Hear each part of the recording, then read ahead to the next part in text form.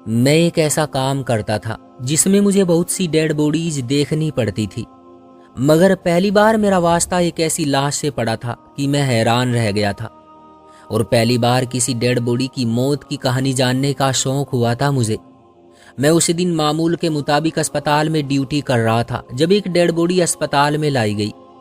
उसके साथ आने वाले 2 मर्द बहुत गुस्से में लग रहे थे। मुझे एक साथी डॉक्टर ने आकर खबर दी कि मुझे किसी लड़की का पोस्टमार्टम करना है। वैसे तो ये मेरा अपना चुना हुआ पैसा था, मैं सर्जन था और पोस्टमार्टम का काम भी करता था, लेकिन फिर भी मुझे हर बार अपने प्यारों को पोस्टमार्टम के लिए लाने वाले लोगों पर हैरत होती थी। मैं अक्सर सोचता था कि लोग जानते भी हैं कि एक मरे हुए इंसान पर मक्खी भी बैठ जाए तो उसे अजियत होती है, क्योंकि जिस्म से रूह निकलने की अजियत कोई इंसान बर्दाश्त नहीं कर सकता। ऐसे में किसी इंसान को मौत के बाद चीरना, फाड़ना और उसकी मौत की पूरी कहानी जानना मर जाने वाले के लिए तो अजियत का सामान ही होता होगा, क्योंकि मेरी नज़र में ये सिर्फ हमारा ख्याल होता है कि नाहक मरने वाले को जब तक इंसाफ ना दिलाया जाए वो बेचैन रहता है, और जब उसकी मौत का बदला ले लिया जाए तो उसकी रूह को सुकून मिलता है, वगैरह वगैरह। मैं एक पढ़ा लिखा इंसान था और मेरा मानना यही था कि इंसान जब मर जाता है तो उसका ताल्लुक दुनिया से खत्म हो जाता है, फिर उसको बस आखिरत की फिक्र रहती है और वो बस वही का सोचता है। इसी सोच की वजह से मुझे पोस्टमार्टम करना भी कभी अच्छा नहीं लगता था। तब भी मैं अपने साथी डॉक्टर की हिदायत पर सर हिलाकर संजीदगी से उठा और उस लड़की की लाश की तरफ बढ़ गया था। उस लाश को देखकर मैं ठिठक गया था। वो बमुश्किल 16 साल की लड़की थी जो निहायत ही खूबसूरत थी। उसकी कलाइयां कटी हुई थी जिनकी वजह से उसकी मौत हुई थी, और जिस बात ने मुझे ठिठकाया था वो उस लड़की के हसीन चेहरे पर महसूस होने वाली हल्की सी मुस्कुराहट थी। मैंने मौत की शक्ति झेलते वक्त शक्लों को बिगड़ते देखा था और अक्सर देखता था कि मरने वाले के चेहरे पर कोई तासुर बाकी नहीं रहता, मगर उस लड़की के चेहरे की मुस्कुराहट ऐसे जाहिर कर रही थी जैसे वो सोई हुई हो और नींद में कोई खूबसूरत ख्वाब देख रही हो। मैंने बेसाख्ता अपने साथ खड़े स्टाफ से सवाल किया कि इस लड़की की मौत कैसे हुई और इसके घरवाले ये पोस्टमार्टम क्यों करवाना चाहते हैं। मुझे पता था मेरे साथ मौजूद नर्सें पहले से कम आधा वाक़या मालूम कर चुकी होंगी, क्योंकि औरत की फितरत में तजस्सुस का जितना मादा पाया जाता है उसका मुकाबला तो कोई मर्द नहीं कर सकता। और मेरा ख्याल ठीक साबित हुआ था जब एक नर्स ने मुझे तफसील से आगाह किया और बोली कि इस लड़की को लाने वाले मर्दों के साथ जो पुलिस मौजूद है वो इनसे सवाल करके पूरा वाक़या जानना चाह रही थी। तब उस नर्स ने सुना कि इस 16 साल की मासूम लड़की का एक रोज पहले अपनी माँ से बहुत बड़ा झगड़ा हुआ था, जिसके कुछ देर बाद जब घर में बाप भाई आए तो लड़की अपने कमरे में बंद थी और उसकी माँ रो रही थी। जब लड़की के बाप ने बीवी से सवाल किया कि वो क्यों रो रही है तो उसने ऐसी बात बताई जो बाप भाई को गुस्से से पागल कर गई थी। उसने बताया कि तुम्हारी बेटी किसी लड़के के इश्क में गिरफ्तार है और फोन कॉल्स का सिलसिला अब मुलाकात पर आन रुका है।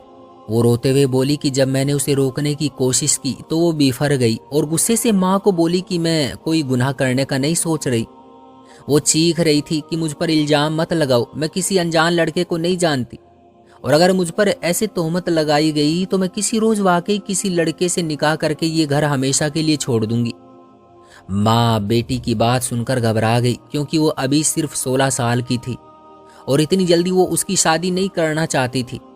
जब उसने सख्ती से मना किया और बेटी को धमकाया कि वो उसके बाप को बता देगी, तो बेटी ने गुस्से से माँ को कहा कि अगर उसने उसके बाप से कोई बात की तो वो अपने बाप को सच बता देगी कि उसकी माँ उस पर तोहमत लगा रही है और वजह सिर्फ यही है कि वो अब बेटी से अपनी जान छुड़ाना चाहती है।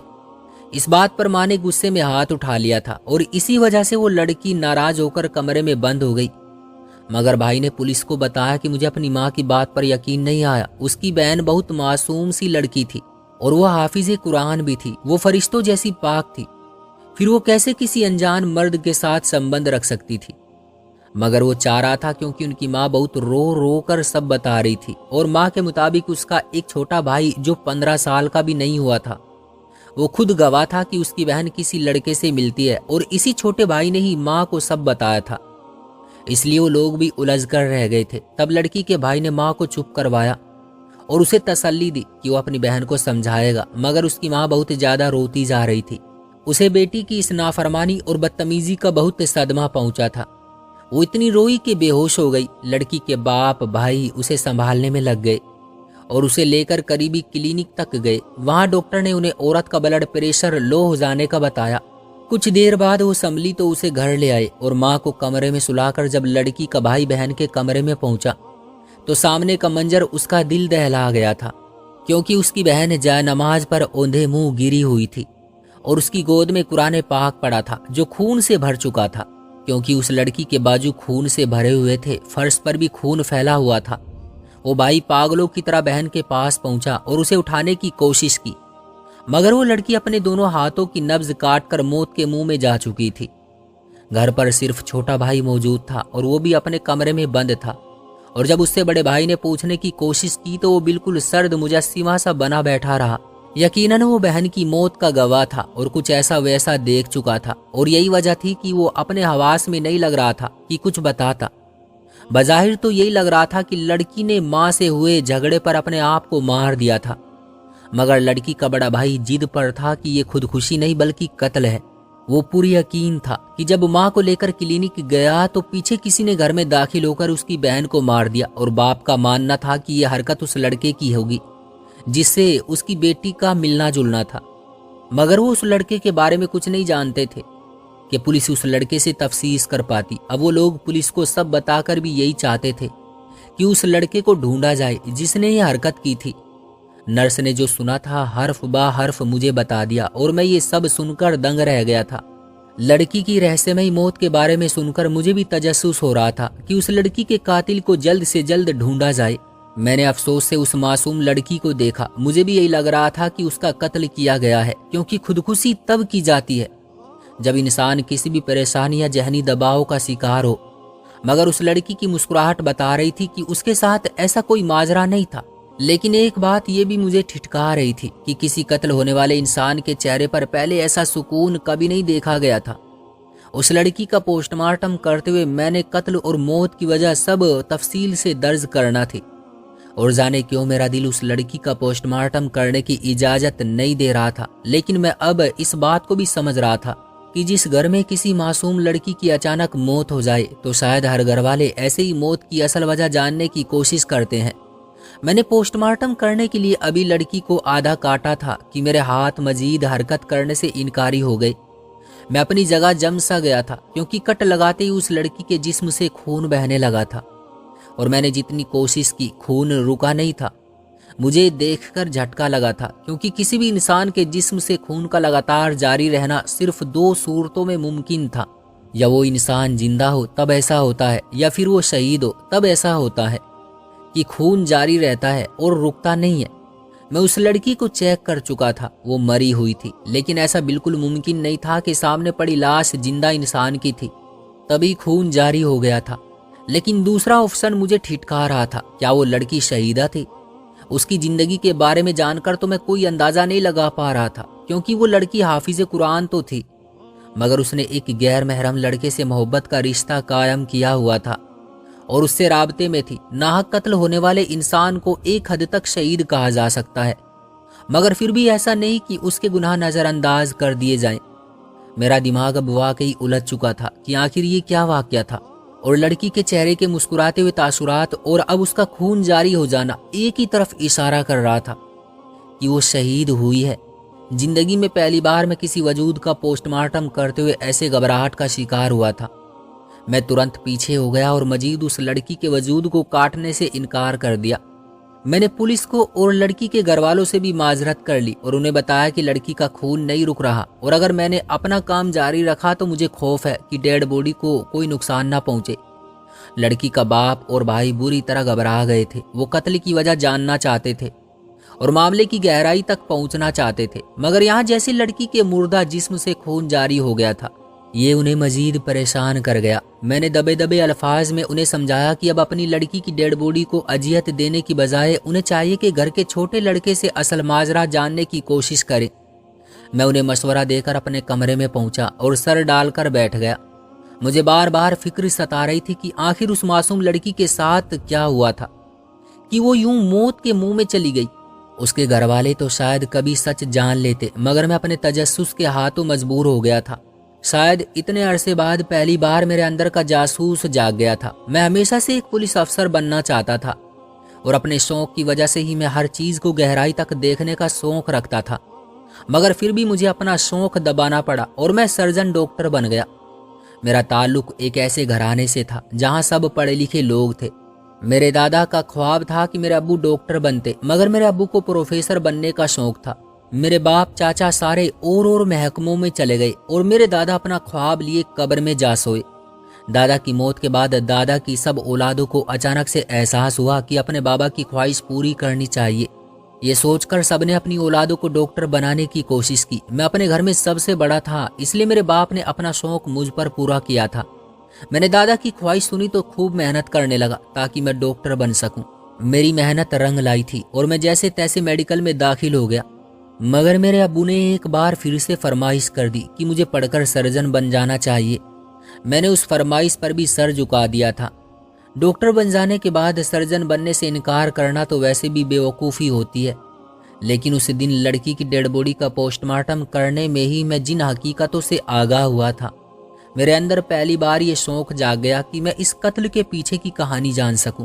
मैंने वहां तहकीकात के लिए आए एक पुलिस वाले से बात की और उसे कहा कि वो मुझे भी केस की तफसीलात देता रहे, क्या पता मैं भी उसकी मदद कर सकूं, क्योंकि मैंने उस अधूरे पोस्टमार्टम में भी बहुत से हकाइक नोट कर लिए थे। मेरी उस पुलिस वाले से पहले भी अच्छी सलाम दुआ थी, क्योंकि हमारे काम की वजह से हम अक्सर मिलते रहते थे। मैं लाशों का पोस्टमार्टम करता था और वो उसी कत्ल की तफसील करता था, इसलिए हम अक्सर मिलते जुलते रहते थे। अब भी उस पुलिस वाले ने मुझे सब बताने का कहा और चला गया। मैं कुछ दिन तो उस लड़की के बारे में सोचता रहा और किसी खबर का मुंतजिर रहा। जब मुझे पता नहीं चला था, न जाने उस लड़की के कत्ल का मामला कहाँ तक पहुंचा था।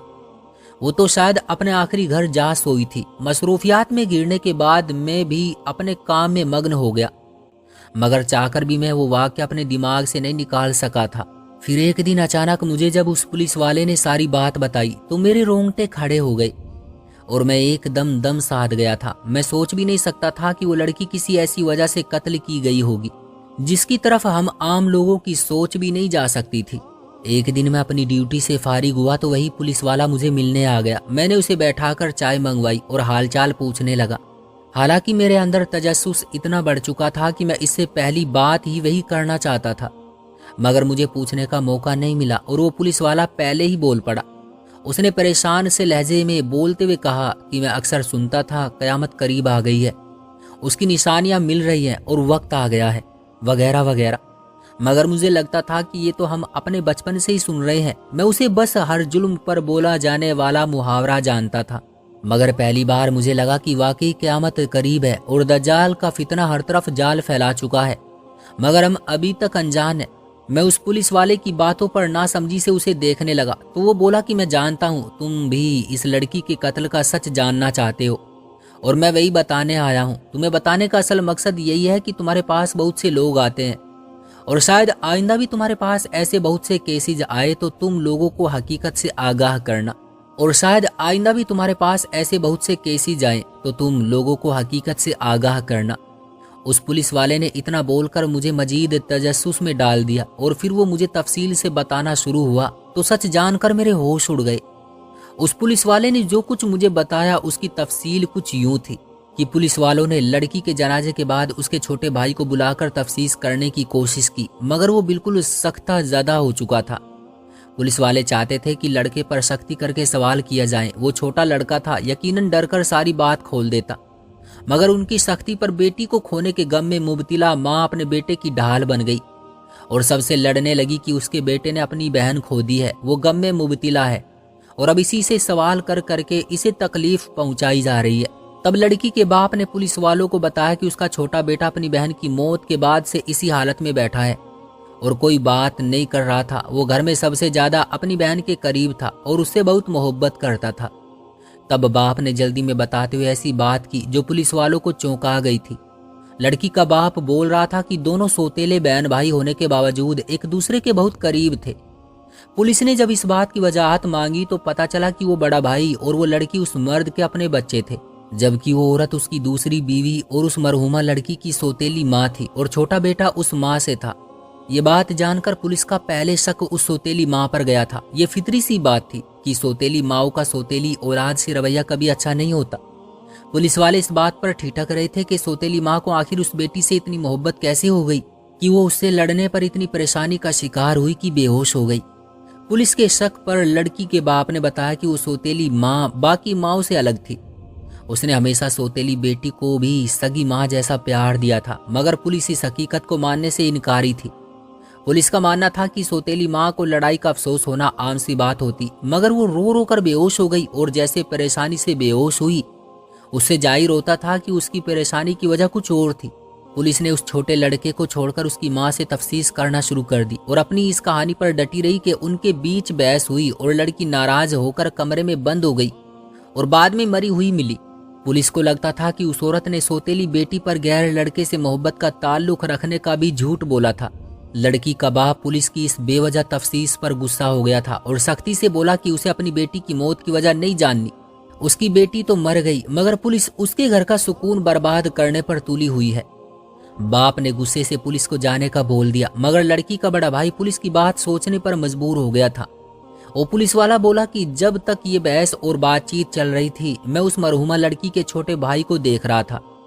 मुझे उसके चेहरे के तासुरात अजीब से महसूस हो रहे थे। वो बहुत सर्द और साख्त सा लग रहा था। सबको उस सौतेली माँ पर शक था, जो सबके शक भरे सवालात के जवाब दे देकर नीम पागल हो रही थी।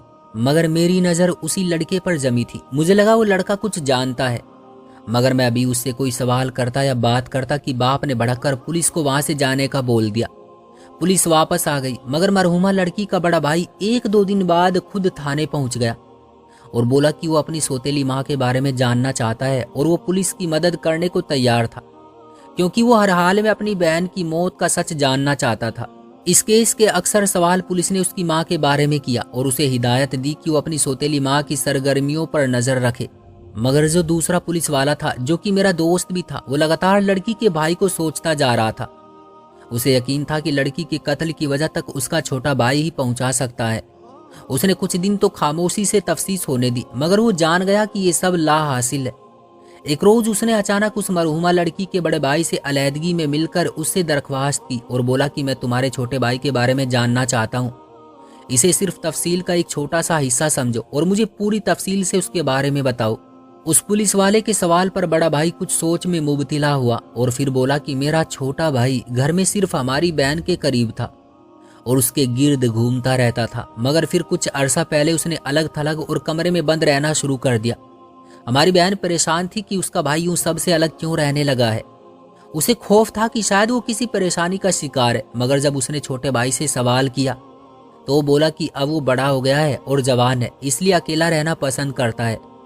उसने यकीन दिलाया कि उसे कोई परेशानी नहीं है, बल्कि वो चाहता था कि अब उसे अलग रहने दिया जाए। जबकि बहन को शक था कि उनकी सौतेली माँ ने अपने बेटे को उससे दूर रहने का कहा है। बहन ने ये बात बड़े भाई से की तो उसने बहन को कहा कि वो बस इस मामले में खामोश रहे। कुछ दिन तक उनका छोटा भाई ठीक हो जाएगा, मगर कई महीने गुजर गए। उनका छोटा भाई किसी के साथ घुला मिला नहीं था और वैसे ही सबसे अलग रहा था। उस भाई ने बताया कि मेरे छोटे भाई की बहुत पहले से अकेले रहने की आदत बन चुकी है। पुलिस वाला ये सुनकर मजीद मुतजस्सिस हो गया और बड़े भाई से कहा कि मैं तुम्हारे छोटे भाई का कमरा देखना चाहता हूँ। इस पर बड़ा भाई कुछ हैरान हुआ, मगर फिर उसने हामी भर ली और बोला कि कल मेरा भाई स्कूल जाएगा तो मैं उसके कमरे तक ले जाऊंगा। अगले दिन उसने वादे के मुताबिक पुलिस वाले को दोस्त के तौर पर बुलाया और छोटे भाई के कमरे में ले गया। पुलिस वाले ने उस कमरे को देखा तो ठिठक गया। वो कमरा बहुत फैला हुआ था, वो कागज और रद्दी से भरा हुआ था और कमरे में कोई भी तेज रोशनी वाला बल्ब न था। बड़ा भाई उसके लिए चाय लेने गया तो पुलिस वाले ने हर कोना देख लिया और एक एक कागज देखने लगा। तब उसकी नजर एक मेज के नीचे कुछ कागज गोल मोल करके फेंके हुए मिले, जैसे किसी ने कुछ लिखकर फिर कागज फाड़कर फेंक दिया हो। जब पुलिस वाले ने वो कागज उठाकर पढ़े तो उसके रोंगटे खड़े हो गए। वो एक कागज पर लिखी तहरीर पढ़कर सख्ता जदा रह गया था। लड़की का बड़ा भाई आया तो पुलिस वाले ने संजीदगी से वो कागज बड़े भाई को पकड़ाया। जब उसने उस कागज पर लिखी तहरीरें पढ़ी तो उसका रंग फक हो गया। वो सदमे से लड़खड़ा गया था, क्योंकि एक कागज पर लिखा था कि अपनी सबसे प्यारी चीज की कुर्बानी दो। ऐसा लगता था जैसे वो खत कहीं से मिला हो, जैसे किसी ने उस लड़के को हुक्म दिया हो और बदले में कोई इनाम रखा हो। जवाबन उस छोटे भाई ने एक कागज पर लिखा हुआ था कि मैंने अपनी सबसे प्यारी चीज की कुर्बानी दे दी है।